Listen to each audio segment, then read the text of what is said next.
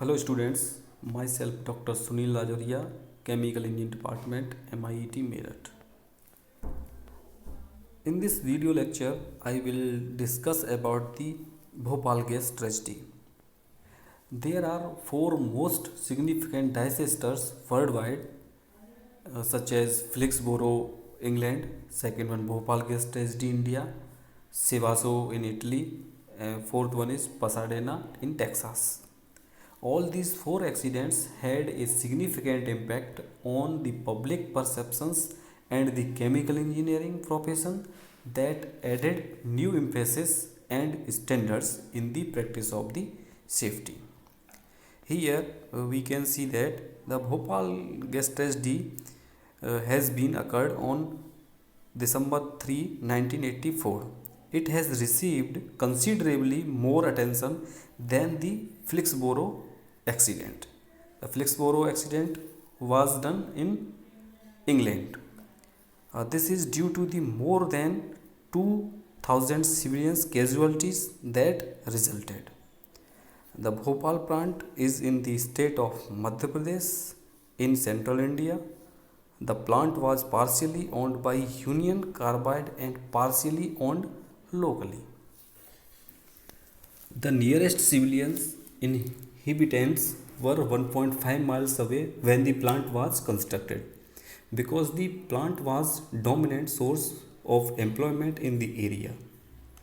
The plant, this plant produced pesticides. An intermediate compound in this process is methyl isocyanate, which is also called as MIC. MIC is an extremely dangerous compound. It is reactive, toxic, volatile and flammable. The maximum exposure concentration of MIC, which is methyl isocyanate, for worker over an 8-hour period is 0.02 ppm parts per million. Individuals exposed to concentration of MIC vapors above 21 ppm experience severe irritation of the nose and throat. Death at large concentration of vapor is due to the respiratory distresses. Here we can see that other factors identified by the injury included, such as use of a more dangerous pesticides manufacturing method, large scale MIC storage, plant location close to a densely populated area, undersized safety devices, the dependence on manual operations, plant management deficiencies were also identified, lack of skilled operators, reduction of safety management, insufficient maintenance, and inadequate emergency action plans. Uh, Now I will tell you about the properties of the methyl isocyanates. Actually, methyl isocyanate demonstrate a number of dangerous physical properties. Its boiling point at atmospheric condition is 39.1 degrees Celsius and it has a vapor pressure of 348 mmHg at 20 degrees Celsius. The vapor is about twice as heavy as air, ensuring that the vapors will stay close to the ground once released. MIC reacts exothermically with water. Although the reaction rate is slow, with inadequate cooling the temperature will increase and MIC will boil.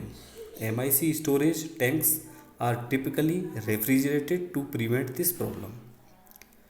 The unit using the MIC was not operating because of a local labor dispute. Somehow a storage tank containing a large amount of MIC became contaminated with water or some other substances.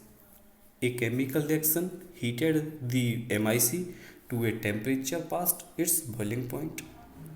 The MIC vapors traveled through a pressure relief system. The pressure relief, what is the pressure relief system? In my previous lecture, I have discussed about the pressure relief system. Through a pressure relief system and into a scrubber and flare system installed to consume the MIC in the event of release. An estimated 25 tons of toxic MIC vapor was released. The toxic cloud spread to the adjacent town, killing over 2,000 civilians and injuring an estimated 20,000 more. No plant workers were injured or killed, no plant equipment was damaged.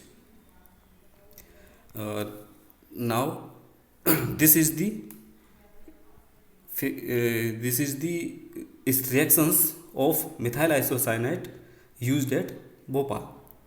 Here we can see that it includes the dangerous intermediates methyl isocyanate. An alternative reaction scheme is shown at the bottom of this figure and involves a less dangerous chloroformate intermediate. Another solution is to redesign the process to reduce the inventory of hazardous methyl isocyanate. One such design products and consumes the methyl isocyanate in a highly localized area of the process with an inventory of methyl isocyanate of less than 20 pounds. So this is the explanation of the Bhopal gas tragedy. Okay, thank you.